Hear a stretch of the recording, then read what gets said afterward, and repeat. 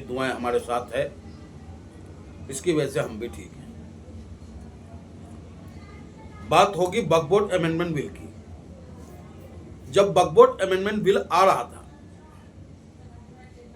उस वक्त सांसदों ने विरोध किया, कांग्रेस के सांसदों ने विरोध किया, समाजवादियों ने विरोध किया, लेकिन विरोध करने का तरीका और अंदाज जो था, ऐसा लग रहा था कि वो विरोध नहीं कर रहे, वो खुद का बचाव कर रहे। समाजवादी पार्टी के मुखिया आदरणीय अखिलेश यादव बोलने तो चले थे वक्फ बोर्ड अमेंडमेंट बिल के खिलाफ, लेकिन गृह मंत्री से सवाल करते हैं कि उत्तर प्रदेश के योगी आदित्यनाथ जी का क्या होगा।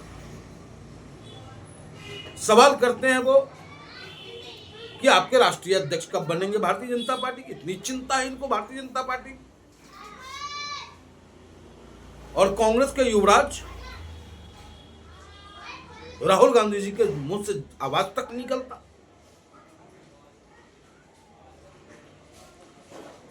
और जब एक नेता, सिर्फ एक सांसद है ऑल इंडिया मजलिस इत्तेहादुल मुस्लिमीन का बैरिस्टर असदुद्दीन ओवैसी जी, उन्हें मौका रात को, आधी रात को मिलता, और आधी रात को भी ये सब के सब चले जाते हैं, लेकिन हमारा नेता अकेला उस लोकसभा में उस जालिम के खिलाफ आंखों में आंखें डाल करके अपनी बात को रखते हैं और बिल को फाड़ने का काम। ठीक है, बहुमत के आधार पे भाजपा ने अपने बिल को पास कराने का कार्य किया। उसके बाद आता है लोकतांत्रिक तरीके से धरना प्रदर्शन करने की बारी।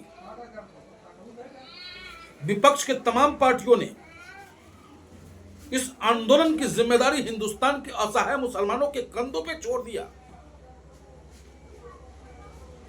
तमाम पार्टियां सिर्फ मुसलमानों से कहा कि ये लड़ाई सिर्फ तुम्हारी है, तुम खुद सड़कों पे आओ, तुम खुद लड़ो और मैं तुम्हारे साथ हूं।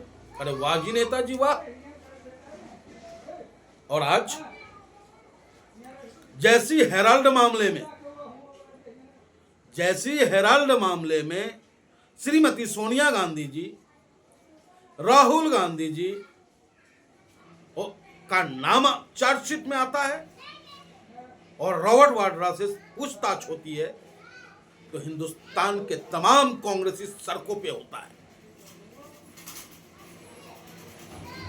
प्रोटेस्ट करता है कि ये गलत हो रहा है। तो क्या वक्फ बोर्ड बिल अमेंडमेंट जो आया वो सही था? उस वक्त क्यों नहीं कांग्रेस सड़कों पे उतरती है? यानी कि आम जन के मुद्दा उनके लिए ढाक के तीन पात हो जाता है। समाजवादी पार्टी क्यों नहीं उतरती है सड़कों पे?